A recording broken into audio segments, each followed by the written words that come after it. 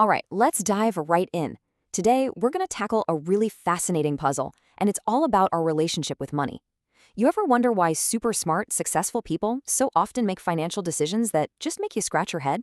Well, we're about to explore the hidden psychology that's really pulling the strings.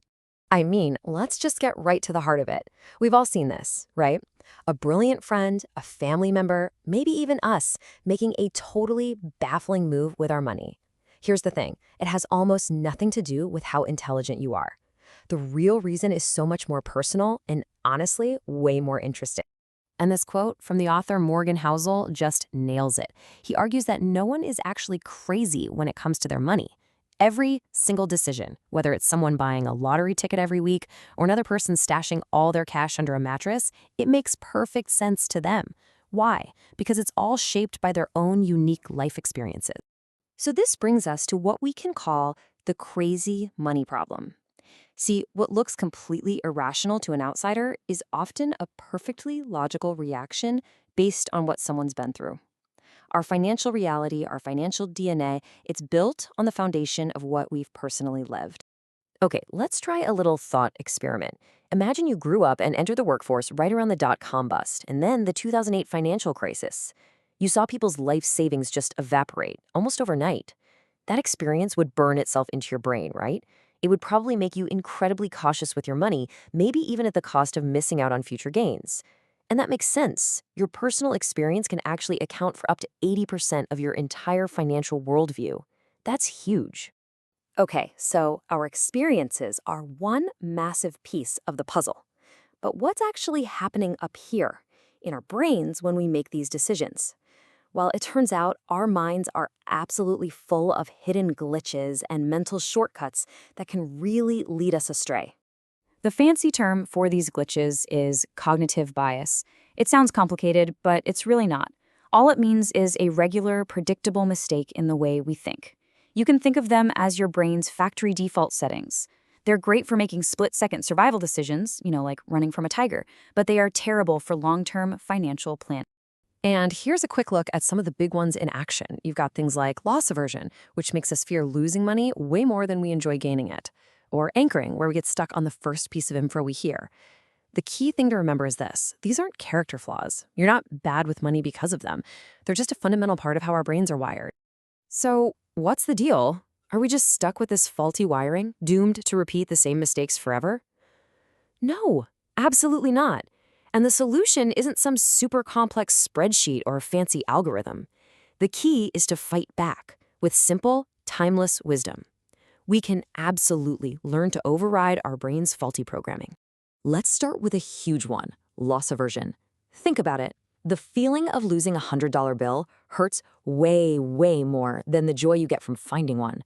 And that simple fact is why so many of us hold on to a losing investment for far too long, just hoping it'll come back, instead of cutting our losses and moving on to something better. So how do you fight that powerful feeling? Well, here is the perfect antidote from Morgan Housel. He says, save like a pessimist, invest like an optimist. It's such a brilliant balance, right? You save hard because you know bad stuff can and will happen.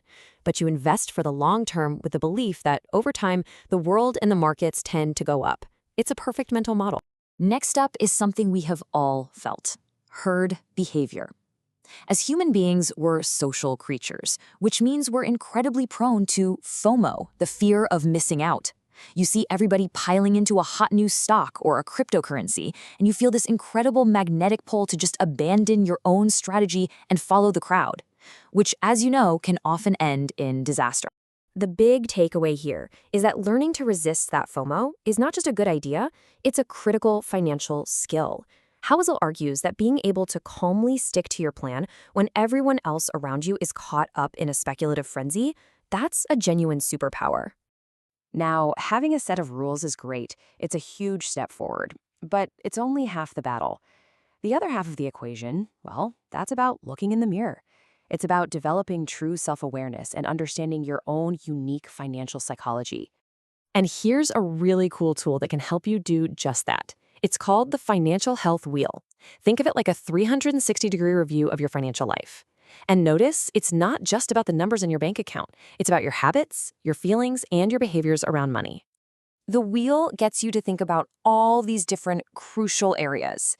Things like your sense of self-worth, how aware you are of your budget, your actual saving and investing habits, and even your personal tolerance for risk. The whole point is to be brutally honest with yourself. Once you've filled it out, you get this incredible visual map of your financial health.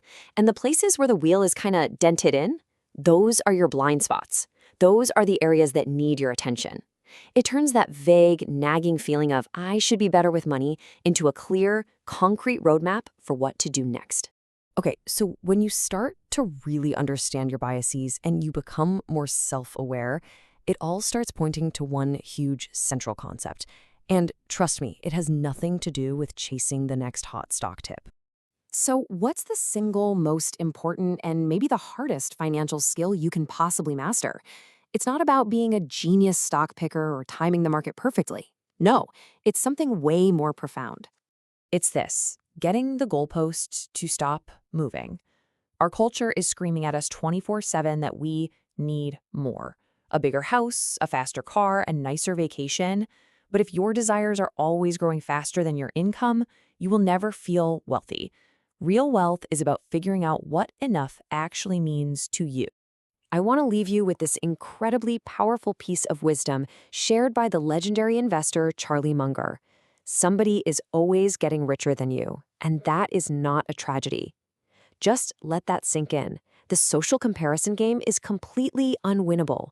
The only way to win is to simply refuse to play. So, there you have it. We've seen how our financial choices are deeply shaped by our past and constantly nudged by our brain's weird little biases.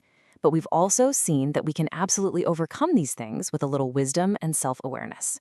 So now, the final and most important question is the one only you can answer. What is your enough?